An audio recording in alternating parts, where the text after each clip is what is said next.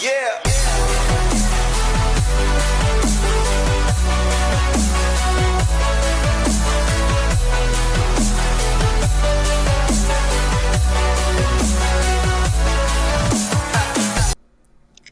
Hello everyone, how are you? Hope you all will be good. Today we are going to do exercise 2.2. In this video we will do question number 1 of exercise 2.2. This is the chapter 2 for class 10th polynomial. So in this chapter we will do question number 1 of exercise 2.2. So let's just start. So here is the question number 1. Find the zeros of the following quadratic polynomial. कुछ quadratic polynomial आपको given है. यहाँ पे 7 है quadratic polynomials. तो आपको ये given है, इनके आपको क्या करने हैं, जीरोस फाइंड आउट करनी है. ठीक है. और जो इनका रिलेशन है इनके जीरो और इनके कॉफिशिएंट के बीच में, वो भी आपको फाइंड आउट करना है. तो लास्ट वीडियो में मैंने आपको जो रिलेशनशिप होता है जीरो और उसके कॉफिशिएंट के बीच में, उसकी पूरी डेरिवेशन आपको करवाई थी कि अल्फा और बीटा, अल्फा बीटा क्या होते हैं, sum of the zero and sum of the zero equal to minus b upon में and product of the zero that is alpha into beta that is equal to c upon में a. ठीक है. तो शुरू करते हैं हम question number 1 से. ये क्या है, x square minus 2x minus 8. तो आपको क्या करना है कि आपके आप जीरो निकालने के लिए इसमें आप सबसे पहले आपको इसके फैक्टर करने पड़ेंगे. जो फैक्टर आएंगे उनको जीरो के इक्वल रख के आप एक्स की वैल्यू निकालोगे. एक्स की वैल्यू जब निकल जाएगी तो वही आपके क्या होंगे, जीरो. तो फैक्टर कैसे करेंगे, आपने ये 9th स्टैंडर्ड में कर रखा है. तो एक्स स्क्वायर का बेटा जो कॉफिशिएंट है वो क्या है, 1. उस 1 को कांस्टेंट टर्म से आपको मल्टीप्लाई करनी है. मल्टीप्लाई जब आपने किया तो एक्स कॉफिशिएंट 1 है, 1 को -8 से मल्टीप्लाई किया तो 8 आया. अब 8 के आपको फैक्टर लिखने हैं. क्या लिखने हैं, 8 के फैक्टर. कितने होंगे 8 के फैक्टर, 1 2 4 और 8 होंगे. इनमें से कोई ऐसे दो नंबर आपको लेने हैं, मतलब चूज करने हैं, जो कि जिन्हें मल्टीप्लाई करने पर तो 8 आए लेकिन ऐड या सब्सट्रैक्ट करने पे आपका ये मिडल टर्म आए, मतलब -2 आए. क्या है, -2. तो 1 और 2 को लेकर देखो, तो 1 और 2 को मल्टीप्लाई करोगे तो 2 आएगा. मेरे काम का नहीं है, मुझे 8 चाहिए मल्टीप्लाई करने पे. ठीक है. तो मैंने और 2 और 4 को लिया. जब मैंने 2 और 4 को लिया तो 2 4 से कितना होता है, 8. तो मल्टीप्लाई करने पे मुझे 8 चाहिए था, तो मल्टीप्लाई करने पे मेरा 2 और 4 का 8 ही आएगा. तो मतलब ये दोनों फैक्टर काम के हैं, तो इन दोनों को मैंने ले लिया. उसके बाद मल्टीप्लाई करने पे 8 आ गया. अब 4 और 2 को जब सब्सट्रैक्ट करते हैं तो कितना आता है, 2 आता है. लेकिन मुझे तो क्या चाहिए, -2. तो मुझे जो बड़ी वैल्यू है उसको माइनस रखना पड़ेगा और जो छोटी वैल्यू है उसे प्लस रखना पड़ेगा. मतलब मुझे -4 + 2. जब मैं -4 + 2 लिखूंगी इस तरीके से, एक्स स्क्वायर माइनस का 4x + 2x, तो बेटा मेरे पास माइनस का 4 और प्लस का 2x, कितना 2x हो गया, -2x ही तो आया. ठीक है. और इन दोनों को मल्टीप्लाई करने पे कितना आता है, -8x स्क्वायर. ठीक है. तो ये हमारे हो गए फैक्टर, मतलब इनको हमने स्प्लिट कर दिया दो फैक्टर्स में. अब एक्स स्क्वायर और 4x में से क्या कॉमन निकालना है, इन दोनों में से क्या कॉमन आएगा, x कॉमन आ जाएगा. और 2x और 8 में से क्या कॉमन आ जाएगा, 2 कॉमन आ जाएगा. ठीक है. दोनों 2 से डिविजिबल है तो 2 कॉमन आ जाएगा. तो कॉमन निकाल लेते हैं, क्या आ जाएगा, x कॉमन जब आएगा तो ब्रैकेट में क्या बचेगा, x - 4. और यहाँ से 2 कॉमन आ जाएगा तो ब्रैकेट में क्या बचेगा, x - 4. तो दोनों ब्रैकेट हमारी सेम हो गए, मतलब हमारा क्वेश्चन बिल्कुल सही है. तो मेरे पास दो फैक्टर आ गए, x - 4 और x + 2. अब इन दोनों को आपको जीरो के इक्वल पुट करना है. जीरो के इक्वल रखेंगे जब x दोनों को, तो मेरे पास x की वैल्यू कितनी आ जाएगी, 4. और एक तरफ x की वैल्यू कितनी आ जाएगी, -2. तो ये जो ये जो 4 और -2 है, ये क्या है, zero of the quadratic polynomial. और इन्हीं को आप अल्फा और बीटा कहोगे. अल्फा क्या है आपका 4 और बीटा क्या है, -2. तो आपको ये फॉर्मूला आपको याद होगा, तो मैंने आपको बताया था. अल्फा प्लस बीटा क्या होता है, -b अपॉन में. और b क्या होता है बेटा, ये रहा आपका b. x का जो कॉफिशिएंट होता है वो b होता है. तो यहाँ पे x का कॉफिशिएंट क्या है, -2. और x स्क्वायर का कॉफिशिएंट क्या है, 1. और कांस्टेंट टर्म क्या होती है, c, वो क्या है आपकी 8. तो a है आपके पास 1, b है -2 और c है -8. तो चलिए पुट कर लेते हैं इसको. अल्फा प्लस बीटा की जगह मुझे अल्फा रखना है. अल्फा कितना है मेरे पास बेटा, 4. और बीटा कितना है, बीटा की जगह प्लस, बीटा की जगह मैंने क्या रखा, एक सेकेंड, तो बीटा की जगह मैंने क्या रखा, -2. b, माइनस का साइन तो रहेगा ही बाहर, और b की जगह पे क्या आ जाएगा मेरे पास, -2. यहाँ पे देखो x का कॉफिशिएंट क्या होता है, -2. तो ये हो गया b -2. और a क्या है, 1. ये x का कॉफिशिएंट होता है, तो x का कॉफिशिएंट क्या है, 1. तो ये हो गया 1. तो प्लस का 4 और माइनस का 2 कितना आ गया, -2. और इधर भी कितना आ गया, माइनस ऑफ माइनस मतलब प्लस का 2 बन गया ये, और तो यहाँ पे भी क्या क्या आ गया 2, तो मेरे लेफ्ट साइड और राइट साइड इक्वल हो गई। ठीक है, अल्फा और बीटा देखते हैं। Alpha beta equal to c upon में ए, तो अल्फा मेरे पास क्या है बेटा 4, और बीटा क्या है -2, सी क्या है -8 और ए क्या है 1। तो आपने देखा ये दोनों भी साइड्स क्या आ गई, इक्वल आ गई। तो ये था रिलेशन, आपने देखा कि कोफिशिएंट और जीरो इन दोनों का रिलेशन बिल्कुल सही आ रहा है, इसका मतलब ये वेरीफाई हो गया। नेक्स्ट मूव करते हैं क्वेश्चन की तरफ।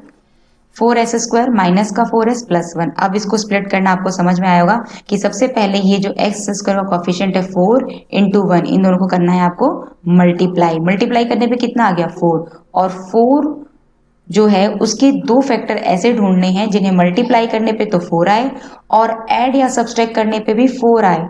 तो दो फैक्टर वो कौन से होंगे 2 इंटू 2, कि 2 और 2 को ऐड करेंगे तो 4 आता है और मल्टीप्लाई करेंगे तो भी 4 आता है। तो मेरे पास क्या आ गया 4s² माइनस का 2s, और माइनस का 2s क्यों लिया, क्योंकि मुझे माइनस का 4s चाहिए था। ठीक है, और इन दोनों को मल्टीप्लाई करोगे -2 को और -2 को, तो आपका 4 प्लस का आएगा। तो मल्टीप्लाई करने पे प्लस का 4 आना चाहिए और ऐड करने पे माइनस का 4 आना चाहिए। ठीक है, तो मैंने ये दो फैक्टर ले लिए। इन दोनों में से कॉमन निकाला तो 2s is equal to 2s minus 1, और यहां से कितना कॉमन आएगा -1, तो 2s माइनस 1। तो मेरे पास दो फैक्टर आ गए 2s माइनस 1, 2s माइनस 1, जो कि दोनों सेम है। तो s की वैल्यू क्या हो जाएगी, दोनों को 0 के इक्वल पुट कर देंगे। s की वैल्यू कितनी आ जाएगी बेटा आपके पास 1/2। ठीक है, तो आपने देखा कि यहाँ जो मेरे पास जीरो ऑफ द पॉलिनोमियल आया वो मेरा इक्वल आया, मतलब दोनों ही अल्फा और बीटा दोनों सेम है। तो s की वैल्यू 1/2, इधर भी s की वैल्यू 1/2, तो अल्फा बीटा क्या हो गया सेम। अब ए बी सी जरा यहाँ पे लिख लेते हैं ताकि कंफ्यूजन ना रहे। ए क्या है बेटा आपके पास, अल्फा बीटा तो 1/2 हो गए। ए क्या है, देखो s² का जो कॉफिशिएंट होगा वो a होगा, ये a है, ये b और ये c। तो a क्या है आपके पास 4, b -4 और c क्या है प्लस का 1। तो आपके पास ए बी सी भी आ गया और अल्फा बीटा भी आ गया, बस इन्हें वैल्यू में पुट कर देंगे। Alpha plus beta equal to -b upon में, अल्फा और बीटा 1/2 है, पुट कर दिया, और b की वैल्यू कितनी है -4, और अपॉन में a की वैल्यू कितनी है 4। तो ये जो बेटा माइनस ऑफ -4 है ये तो प्लस का आ जाएगा, तो प्लस का 4 और नीचे भी क्या है 4 कैंसिल आउट हो जाएगा, तो 1 आ जाएगा, और 1/2 को ऐड करोगे तो वो भी 1 आएगा। तो ये हमारा वेरीफाई हो गया। अब अल्फा और बीटा को कर देते हैं। अल्फा बीटा क्या होते हैं, product of the zero. Product of the zero क्या होता है c अपॉन में a। तो 1/2 इंटू 1/2 लिखोगे, और c की वैल्यू कितनी है 1 और a की वैल्यू कितनी है आपके पास 4। तो आपके पास दोनों इक्वल आ गए। ठीक है, मूव करते हैं थर्ड पार्ट पे। आप देखिए यहाँ पे 6x² और 3, ये ए बी सी आपको पता चल गया। a क्या है 6, b क्या है -7 और c क्या है -3। ठीक है, अब यहाँ पे मुझे क्या करना है 6 और 3 को मल्टीप्लाई करना है। कितना आ गया 18, वो भी माइनस का 18। ठीक है बेटा, अब 18 के दो फैक्टर आप ढूंढो जिन्हें मल्टीप्लाई करने पे आपका क्या आए, मल्टीप्लाई करने पे 18 आए माइनस का, और ऐड या सब्सट्रैक्ट करने पे 7 आए। तो ये लिख लिए मैंने फैक्टर, और इनमें से मुझे दो ढूंढने हैं। तो दो ढूंढूंगी, तो अगर मान लो मैंने 3 और 6 लिया तो 3 और 6 को मल्टीप्लाई करने पे 18 तो आ जाएगा। ठीक है, लेकिन जब इन्हें ऐड करूंगी तो 9 आता है, और सब्सट्रैक्ट करूंगी तो 3 आ जाएगा, जो कि मेरे किसी काम का नहीं, मुझे तो 7 चाहिए। ठीक है ना, ऐड या सब्सट्रैक्ट करने पे क्या आना चाहिए 7 आना चाहिए। ठीक है, तो ये हमारे पास 9 और 2 को लेके देखते हैं। तो जब 9 और 2 को लेंगे तो मेरे पास कितना आएगा, 9 और 2 को मल्टीप्लाई करने पे मेरे पास आता है 18, और 9 और 2 इन दोनों को सब्सट्रैक्ट करने पे आता है 7। ठीक है, तो मैं क्या लूंगी, प्लस का 9 आप नहीं लेंगे, क्योंकि +9 में से जब 2 माइनस करोगे तो प्लस का 7 आएगा। मुझे -7 चाहिए, तो मैं माइनस का 9 लूंगी और प्लस का 2 लूंगी। क्या लूंगी, प्लस का 2। ठीक है, तो मैंने लिया 6x² माइनस का 9x प्लस 2x माइनस 3। समझ में आ गया। देखो माइनस के 9 में से प्लस का 2x माइनस करोगे तो कितना आएगा, माइनस का 7x आएगा ना, और दोनों को मल्टीप्लाई करोगे तो माइनस का 18। तो सही हो गया। अब इन दोनों में से हम ले लेंगे कॉमन, तो कितना आ जाएगा, इन दोनों में से कॉमन लोगे तो हमारे पास कितना आ जाएगा 3 कॉमन आएगा, और 2x और 3 में से कुछ भी कॉमन नहीं है तो 1 कॉमन आएगा। तो यहाँ से कॉमन लिया तो मेरे पास दो फैक्टर क्या आ गए 2x माइनस 3 और 3x प्लस 1 आ गया। अब इन दोनों को रखना है 0 के इक्वल। 0 के इक्वल रखते ही एक तरफ मेरी वैल्यू आ जाएगी 2x माइनस 3 इक्वल टू 0, तो 2x इक्वल टू 3, और एक तरफ आ जाएगी 3x प्लस 1 इक्वल टू 0। यहाँ पे कितनी आ जाएगी 3x की वैल्यू, ये 1 इस तरफ शिफ्ट हो जाएगा तो माइनस का 1 बन जाएगा। एक x की वैल्यू 3/2 आ जाएगी, देखो 3/2 और दूसरी x की वैल्यू -1/3। तो अल्फा कितना आ गया 3/2 और बीटा कितना आ गया -1/3। तो ये अल्फा और बीटा हो गए और ए बी सी आपको मैंने यहाँ पे बता ही दिए, ए 6 है, बी -7 है और सी -3 है। बस इन्हें पुट कर लेते हैं, अल्फा बीटा में पुट करते हैं। तो अल्फा की वैल्यू, अल्फा की जगह अल्फा रख दो, बीटा की जगह बीटा, और यहाँ बी की जगह कितना रखोगे -7 और ए की जगह 6। तो इसे सॉल्व जब करेंगे तो मेरी दोनों साइड इक्वल आ गए, ठीक है। अब लिखते हैं अल्फा इंटू बीटा, देखते हैं। तो अल्फा कितना है बेटा मेरे पास, अल्फा है 3/2 और बीटा कितना है -1/3। तो मैंने लिख दिया, मल्टीप्लाई कर दिया। और सी की वैल्यू कितनी है -3 और ए की वैल्यू कितनी है 6। तो मल्टीप्लाई जब आपने किया तो -1/2 दोनों तरफ आ गया। तो ये भी रिलेशन वेरीफाई हो गया। सबसे पहले आपको फैक्टर करके जीरो निकालने हैं, मतलब वो जीरो होंगे अल्फा बीटा, और फिर आपको ए बी सी लिखना है, फाइंड आउट करना है और दोनों को इक्वेशन में पुट करना है, जो आपको मैंने सम ऑफ द जीरो और प्रोडक्ट ऑफ द जीरो बताए हैं। यहाँ पे देखिए बेटा, यहाँ पे क्वाड्रेटिक इक्वेशन सिंपल सी है, इसमें आपको कोई कांस्टेंट टर्म नहीं दे रखी, मतलब सी नहीं दे रखा। तो सी क्या होगा आपका,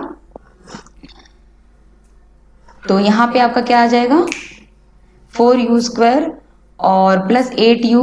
तो इन दोनों में से क्या करोगे आप, कॉमन ले लोगे, ठीक है। तो u कॉमन आ जाएगा आपका, जब u कॉमन आया तो u + 2 बचेगा। देखो 4u मैंने कॉमन लिया तो यहाँ पे u बचेगा, यहाँ पे 2 बचेगा, ठीक है। तो 4u और u + 2 दोनों को 0 के इक्वल पुट करोगे तो u की वैल्यू कितनी आ जाएगी 0 और u की वैल्यू कितनी आ जाएगी -2 आ जाएगी, ठीक है। अब आपके पास अल्फा कितना आ गया 0 और बीटा कितना आ गया -2 आ गया। तो अल्फा बीटा ये आपके आ गए और ए बी सी कितने हैं, ए की वैल्यू 4 हो जाएगी बच्चे, और बी की वैल्यू कितनी हो गई 8 और सी की वैल्यू कितनी हो गई 0, ठीक है। तो alpha plus beta equal to -b/में, और अल्फा बीटा क्या होता है c/में। तो अल्फा की जगह अल्फा और बीटा की जगह बीटा, बी की जगह बी, सी ए की जगह ए आप पुट कर देंगे। तो अल्फा आपका क्या था 0, बीटा आपका था 4, माइनस का साइन ऑलरेडी है फॉर्मूले में, और बी की जगह रखोगे -8 में ए की वैल्यू 4 होगी, ठीक है।